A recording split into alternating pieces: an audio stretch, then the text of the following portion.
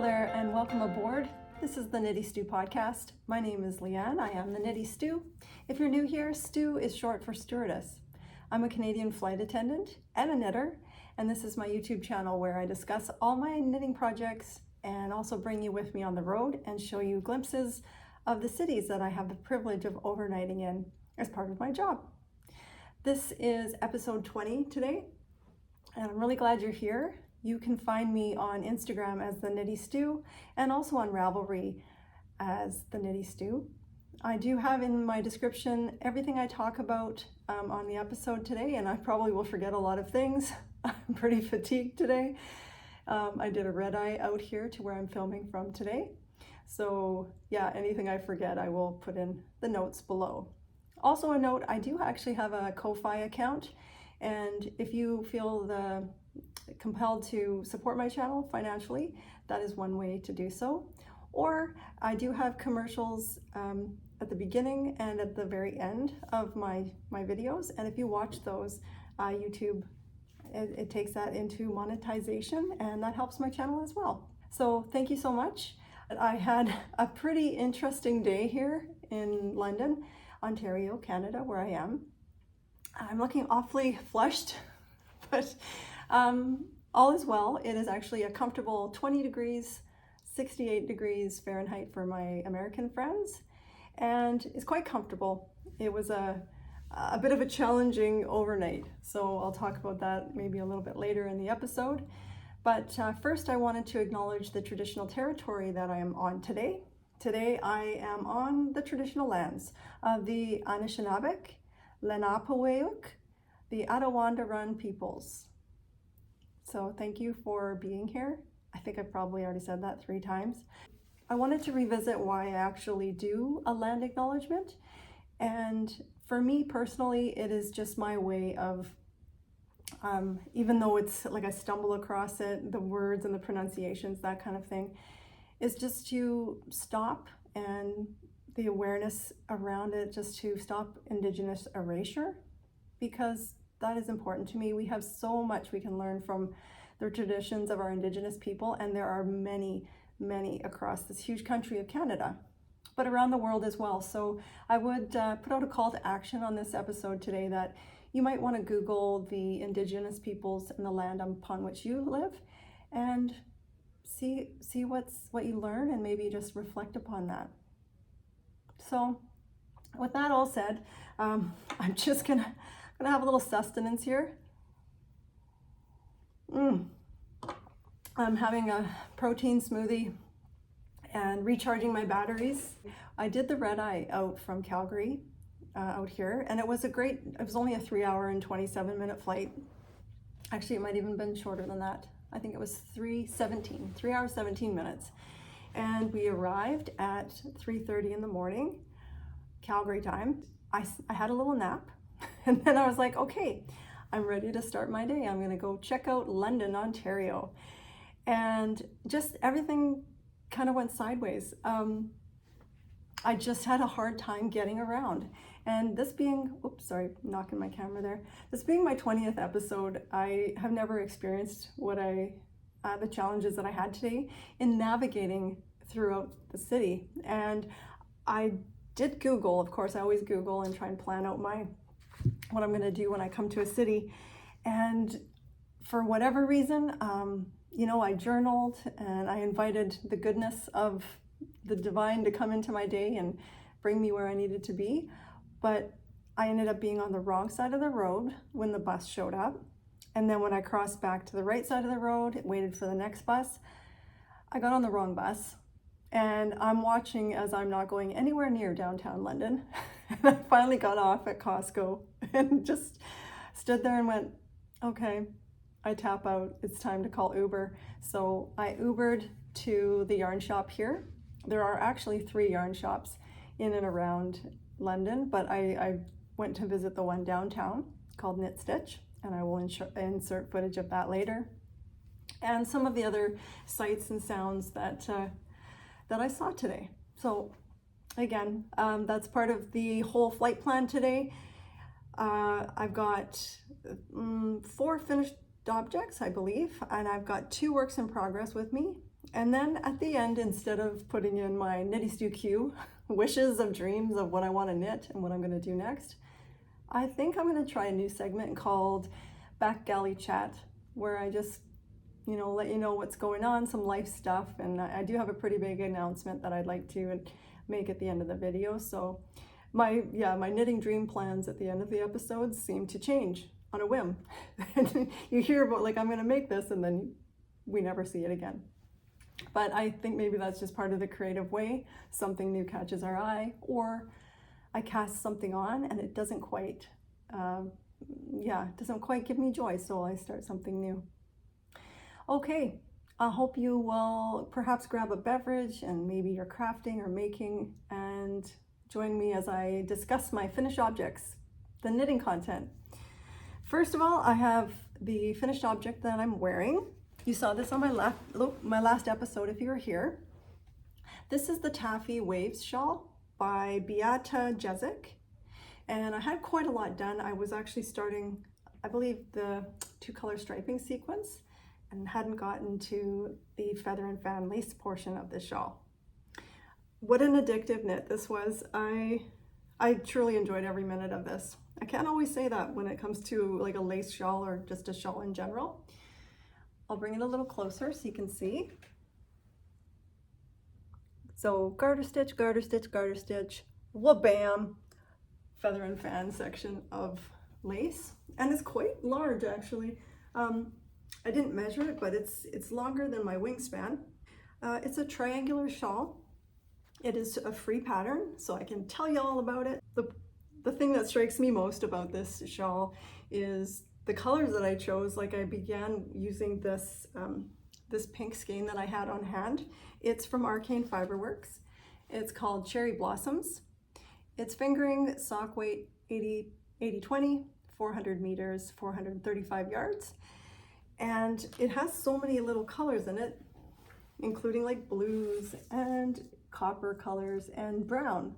And so I took it with me to Ancient Arts Yarn Dye Studio, which is in Calgary, my hometown, and ended up choosing this Socknado base in the Chocolate Lab colorway because it had a little warm pink undertone, I thought. And then I'm like halfway, or actually not even, like the second stripe in, and I started noticing like, I'm craving Neapolitan ice cream. It's got total Neapolitan ice cream vibes with the chocolate, vanilla, and strawberry. And I'm okay with that. It's a nice thing to have to wrap around. It's not that heavy.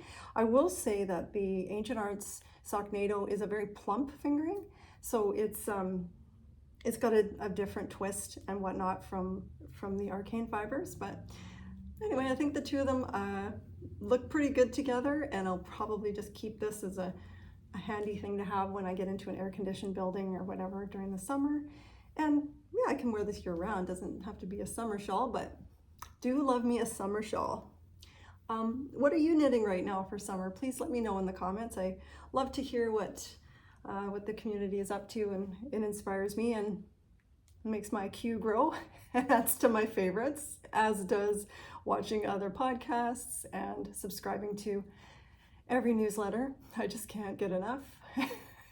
Although I did unsubscribe to one, and I won't say which one it is, but I mean, that's progress. I guess I don't need every single newsletter. Anyway, I could have worse habits. But yes, so this is my finished object number one, my what I'm calling my Neapolitan ice cream shawl. Highly recommend. Lovely pattern. I used a US 7 4.5mm needle to knit on it, and it went pretty quick. I actually cast on May 11th, and I cast off and had blocked it, wet blocked on June 8th. So that's pretty quick for a large shawl. Next up, I made a pair of socks. These are little shorties, and I made them for the Rainbow Cal 23, hosted by Sam of an Irish knitting podcast. And really, I got this skein in Winnipeg because I thought it looked very rainbowy and colorful. It's actually Dye for You snug base, and the color was called Sweet Tarts. and it was really, really pretty to knit with and really fun. But here's what I gotta say about these socks. So, never done this before. I did 2 at a time. 2 at a time socks. Mind blown. And I did toe up. So I watched a video by Happy Knits. I will link that below. And she just went through it step by step. And so I used my numbers from what I feel is like my go-to pattern now, the Wintery Woods Socks by Nancy Wheeler. On the Wintery Woods Socks, here it is. This is a great pattern, but it has texture and whatnot in it. And it's also a full-size sock. But I just omitted the texture and used the numbers because in Nancy's pattern, she has you measure to where you're going to start the gusset decreases and then the heel flap and all that. So it worked once, so I'm like, no, it's going to work forever and ever. Anyway, I wanted to rely on that pattern, and so I did. And I think this 2 at a time thing might be a game changer. I was able to knit, even though they're shorties, I think that's still pretty impressive. May 26th to May 30th, casting on to casting off, 4 days. So great.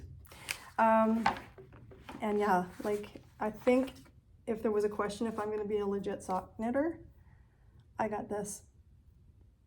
So it's like a measuring thing where you can measure the distance from your toe to where you're gonna start your gusset. And I got that on Amazon. So I guess I'm a sock knitter now. Who am I? I don't know. But those were really fun. I zipped through them, and I guess you could use any vanilla sock pattern to make a pair of shorty socks, and 2 at a time. I don't know what it would look like to do 2 at a time from the cuff down, but toe up was great. I did the Turkish cast on and on 2, and then I used I believe it was a 32-inch circular needle, and it was a US 1 2.25 millimeter needle. My third finished object is such a feel-good project. I really have been wanting to make these for a while. You may have heard of them before. I knew about it, but I hadn't really gone onto the website to learn much more about it. And these are knitted knockers. So I got 4 knitted knockers. These are a conversation piece. I was sitting there on board knitting, and my captain comes out. He's like, hey, what are you making there? Knitted knockers. So knitted knockers, they're breast prosthetics, and it's all a volunteer thing where women who've had a mastectomy or a lumpectomy, it's a soft alternative to a silicone prosthetic. And I think it's just absolutely incredible. The foundation that I got the pattern from was the Knitted Knockers of Alberta in Canada, but I've learned it's an international organization, and anyone can reach out to get one. And if you use the specific yarns that they require so that they are soft and that they're not irritating against the skin, you mail them in, and I just think it's a win-win. So one of the approved yarns, and this is all listed on their website, and I will link that below, is the Cascade Ultra Pima, 100% Pima cotton. And you're encouraged to choose like a neutral colorway. So I picked this one. It is, what is this, beige or taupe? Yeah, this is taupe 3759. And that's all I've got left.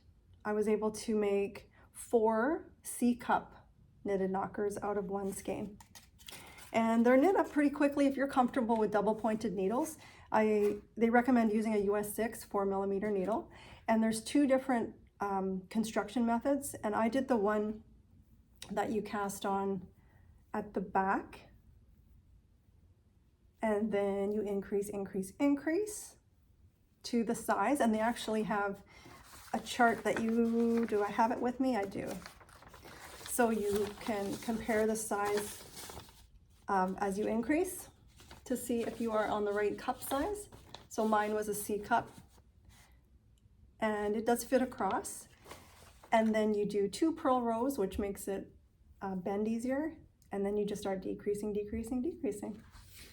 And there's also a version that you can do for aquanauts so that people can swim. And I think they're just stuffed with those scrubby, those scrubby scrubby things so that they can dry out afterwards. So that was my finished object number 2, or 3. I think I will definitely make more of those. I like to do, some quick knits between the larger projects, and it's a feel-good charity, and the home base is in Calgary, in my home city. So I will either drop those off or you can mail them in. Okay, let's see. Finished object number 4. Do I have a 4th one? Oh, I do. Yes. Okay. Here we go. This here is a washcloth knitted in this super fun texture. And it's fun texture, but oh, my hands. Ouch. Full transparency, I reached out to PurlSoho. I did that before one time, and I thought I'd be bold and do so again. And because I was fiber curious about this, I'd seen this cotton in the newsletter and on Instagram, and I was like, wow, that's really interesting stuff. What the heck is it? So comes in these really cool little textured, it's like they've got little nubbins on them. And I just thought that was really neat and fun. Although knitting with wooden needles and cotton was, this took me a bit. It wasn't the most enjoyable thing to knit with. And I know, right, cotton is cotton, but I thought that was really, what a fun colorway bundle that they sent me. So thank you, PurlSoho, for that. And they also had a pattern for a mitt, so a wash mitt, which I think would be such a great gift, like to give to somebody with like a really nice soap. And yeah, so I've got these other 2, and they also, this color here, by the way, is Viridian Green. It is blowing out a little bit. Maybe I'll move it out that. The thing with this is if you wash it and you throw it in the wash and then put it in the dryer, it apparently gets soft and fluffy. So I cast this off and didn't really feel like picking up the second ball right away. But I would like to make the Home Life 100% cotton mitt. So stay tuned for that. At this point, I will insert footage from London, and then I'll come back, discuss my 2 whips, and we'll see you then. Nicknamed the Forest City, London, Ontario is one of Canada's fastest growing cities, with a current population of 519,000 and growing. The average age is 40.9. London and the Thames River were named in 1793 by John Graves Simcoe, who proposed it as the capital of Upper Canada. This proposal was rejected, as Guy Carleton believed the thick hardwood forests would limit access to the city by hot air balloon. According to Tim Hortons, there are 78 Timmies in London. That's a lot of doubles. London is certainly an educational hub. It has a very famous university called Western. There's also Fenshaw College and St. Peter's Seminary, King's, so many, and it was actually graduation day, so there was a celebration spirit in the town. Some notable medical breakthroughs that emerged out of London. Dr. Earl Plunkett was prominent in the development of the first birth control pill in 1960, and prior to that, Sir Frederick Banting discovered the therapeutic properties of insulin in 1921. After my failed bus ride attempt to downtown, I ended up hopping in a first Uber and making my way down to a charming area called Wortley, where the yarn shop Knit Stitch is located, owned by Suzanne. There are 2 other yarn shops in the London area, London Yarns and Little Red Mitten, which is just outside of town. But I was barely able to get to this one, so I didn't make it to the other 2, or I definitely would show you footage of that. But please enjoy the footage here of Knit Stitch.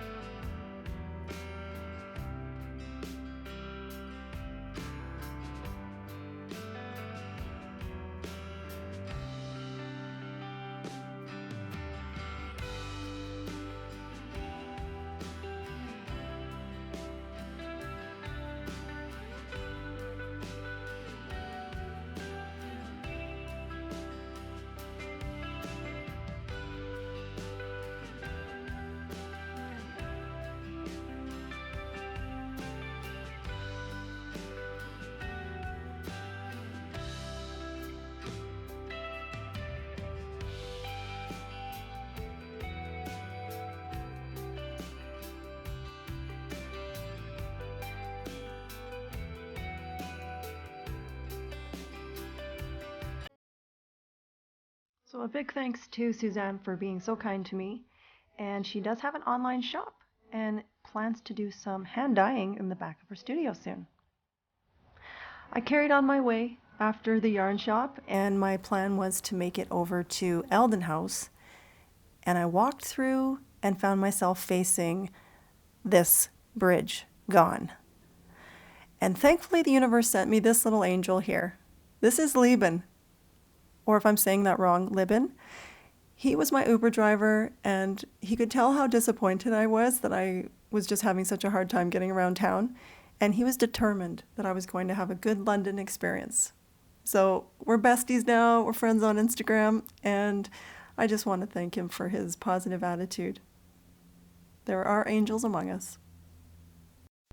Before dropping me back at the hotel, we did one final stop at his church, the St. Peter's Basilica, which is a beautiful historic building established in 1834.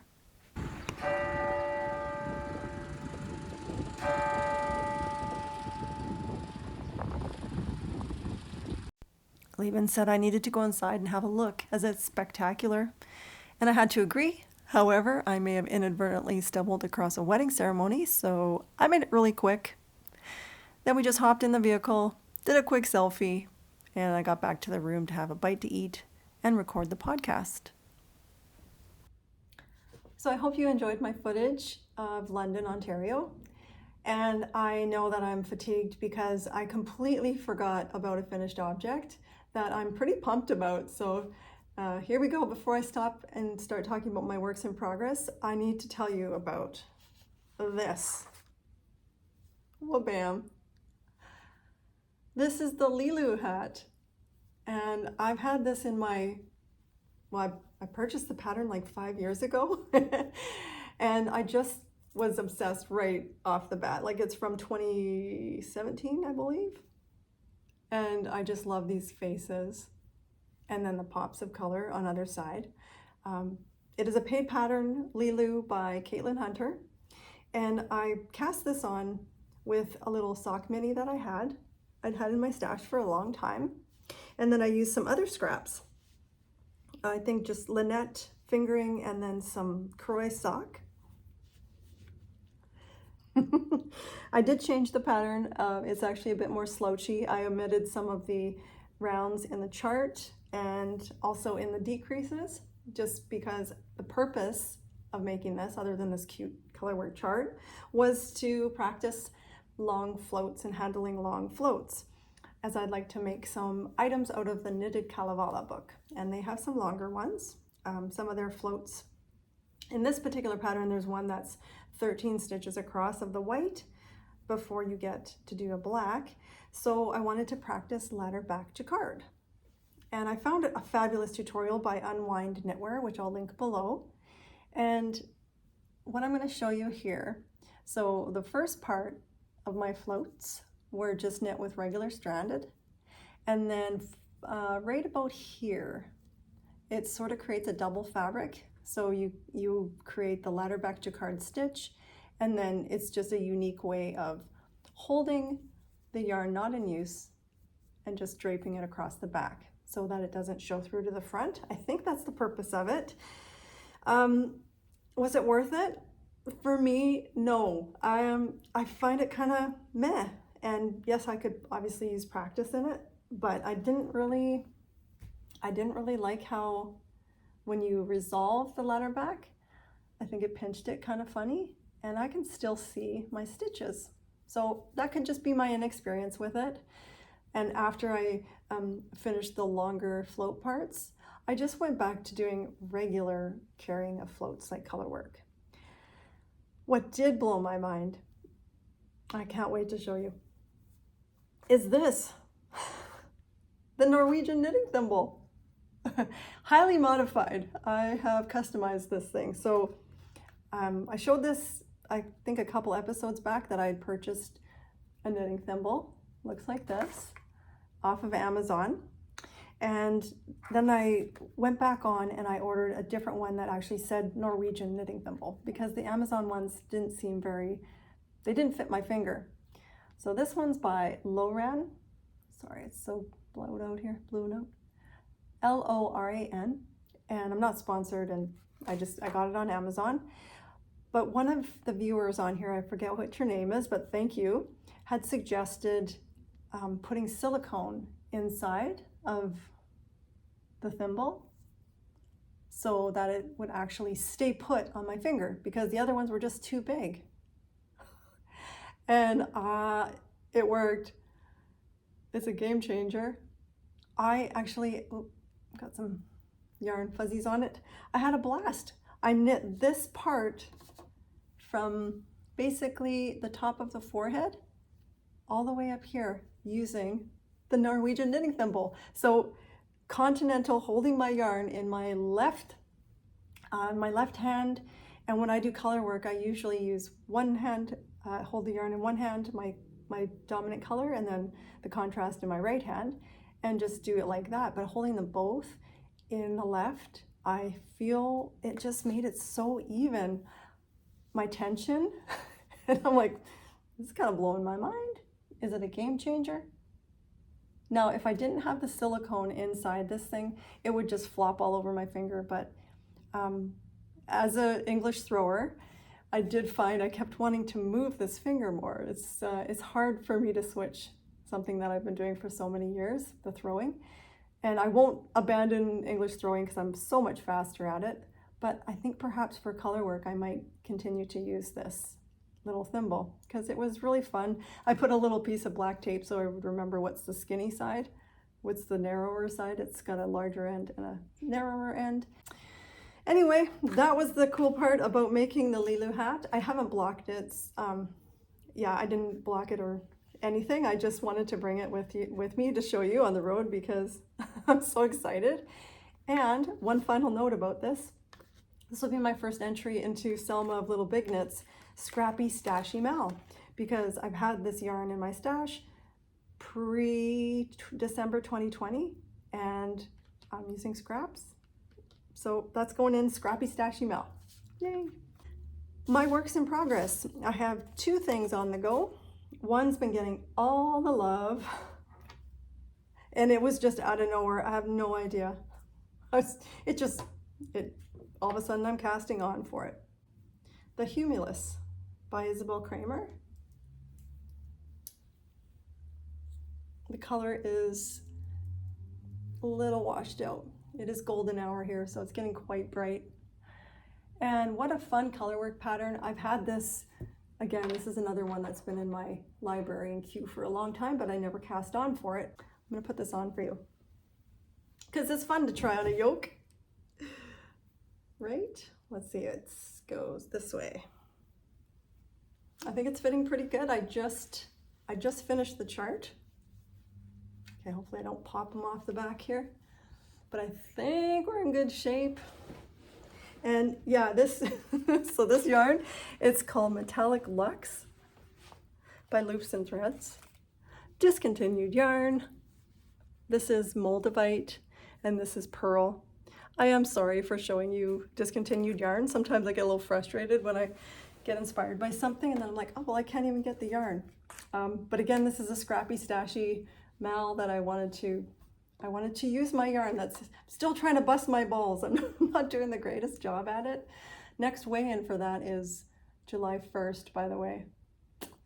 I'm not sure how good I'm gonna do, but because I went a little ham over my birthday month. I have also realized that because I was buying so many one skeins for the early part of my knitting career, that in order to make garments, often I need to supplement so that I can use the one skein. All right, the content of this. This is 50% acrylic and 50% polyamide. But it doesn't feel like you're knitting with plastic. It has such an interesting metallic sheen to it, which I think is pretty cool. It must be like an air-blown type of yarn. And I had a ton of this because it was being discontinued, and I was using it to make hats on my crank knitter. And so I was like, I have a lot of this stuff. Perhaps I should cast on. So I cast on for the Humulus. Let me know if you've made this sweater. I could not stop making this yoke. It's so great. And I think the sizing is going to be okay. My gauge, I started on a smaller needle. I like it a little closer to my neck. And I've done the short row shaping, and now that I'm done the yoke, there's actually more short row shaping. I've measured from the collar to now that I'm finished the yoke, and it's my magic numbers are 8 inches till we split for sleeves, and I'm there. So yeah, it's turning out pretty good. I haven't been able to put it down. It's extremely addictive, and I think it's going to be a pretty great little project. I mean, why am I making a sweater in the middle of June? I mean, this is what I do, and it's air conditioned, so I'm okay. My second and last work in progress. This is the beginning of a bonnet called Princess Charlotte's Baby Bonnet. Yes, I believe this is a version of a provisional cast on. This is the episode of like try new things, Leanne. Like 2 at a time toe-up socks, the Thimble, Ladderback Jacquard, and now provisional cast on. So if you know me, I'm an avoider of the cast on of provisional, and I found a video that uses the Barber cords, and I think it's a bit of a cheat because it's actually a backward loop. So is it a real provisional cast on? I don't know. And it's shown here all in white. If you recall Princess Charlotte way back in the day, Will and Kate. Why am I making a baby bonnet? Well, my husband's cousin and his wife just had a baby, and they live over in the UK, in Leeds. And so I thought this would be a nice little summer knit for their newborn baby girl. This is actually the leftovers from my rainbow socks. There's still a fair bit left there. I should be able to manage to get the newborn size out of it. It's a free pattern. I did have a few false starts because I misread how to do the mock cable here.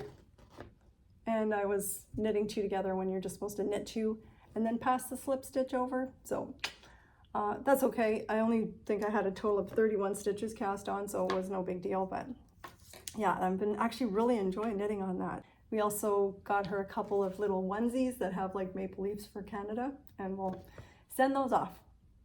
That's it for my whips. I think what I'll do now is pop over, maybe I'll grab something to knit on and just do a little quick knit and chat, back galley chat. Hope you'll stick around. Okay, welcome to back galley chat. I don't think it will be very long, but it's nice for me to be able to just chat and let you know what's going down in life, and be able to just share what's going on. Really, this summertime thing is, I can't believe it's already the middle of June, and what my husband and I had started doing a couple years ago and plan to do more of in the next coming weeks is some kayaking. It's so fun to cruise down the Bow River, which runs right through Calgary, my city.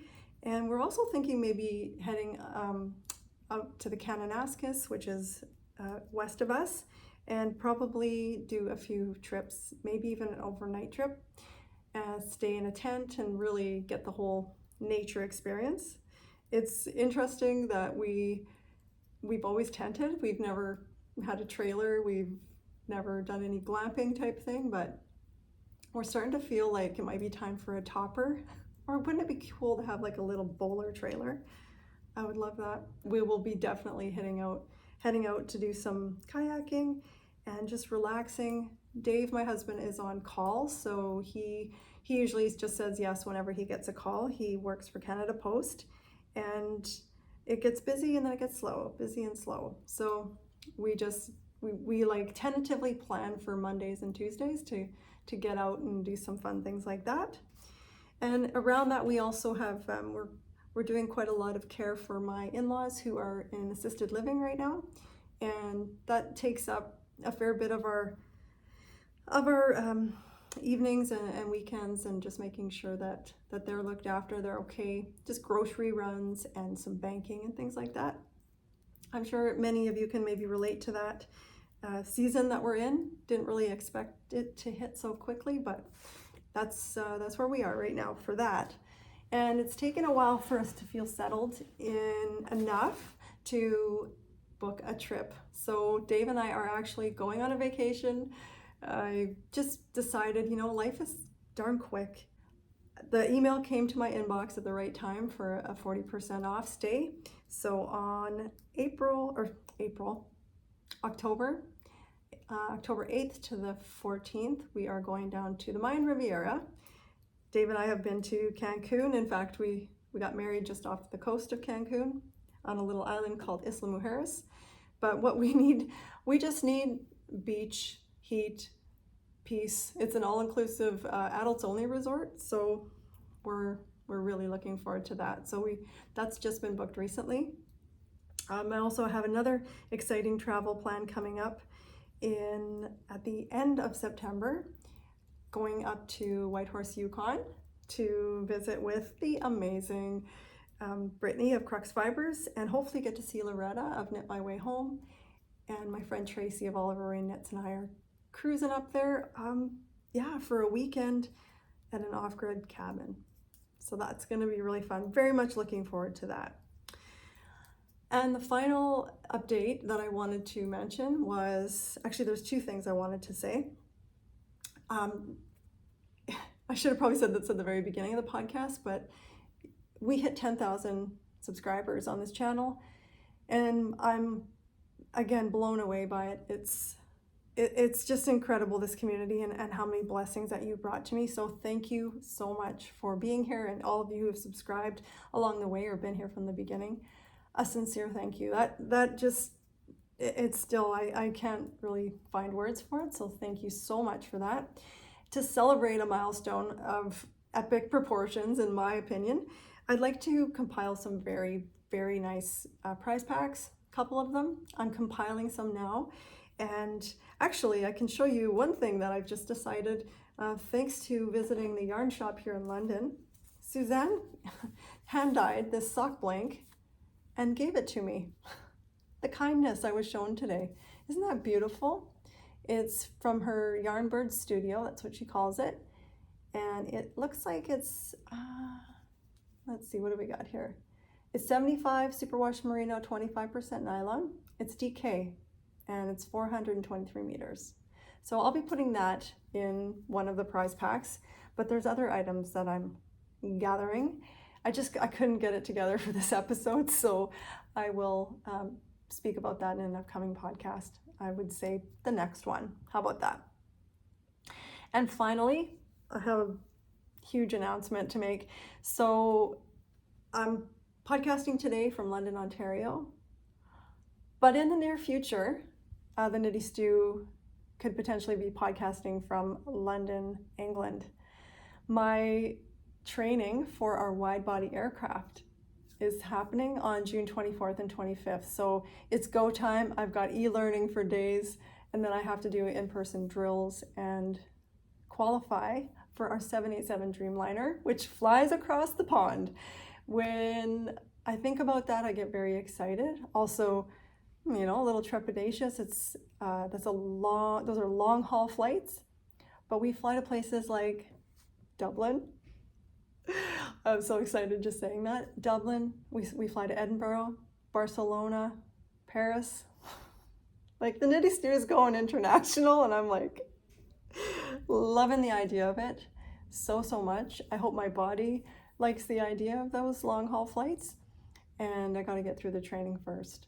So please stay tuned. Don't worry, I'm a domestic flying fan, so I do plan on doing a lot of other Canadian city podcasts, because there's plenty of places I still haven't been here to share with you. And so don't worry, I'm not abandoning my Canadian cities, but this opens up a whole new world. I mean, I didn't mention this, we fly to Italy, Rome. We also just recently announced that we fly to Japan. That is incredible, from a little small airline who grew, and I've been here 15 years now, and it's time. It's time for a switch, an aircraft change. I fly narrow body 737 Boeings, and they are it's closed quarters. So I think this is going to be a nice change to be on a wide body aircraft. I mean, 320 people, that's a lot of people, But there's, yeah, there's excitement there. So I just wanted to share that with you all, and stay tuned for the evolution of this channel, and I hope that you'll stay with me. And with that, I'm going to bid you adieu. I have, I think pickups 4:20 a.m. again tomorrow morning. So I got to get some shut-eye and some rest. Which should I rest? Yeah, obviously I need to. So I'm going to say goodbye, and I hope you're all well. Sending you blessings and joy, and we'll see you next time here on the Knitty Stew. Thank you. Bye.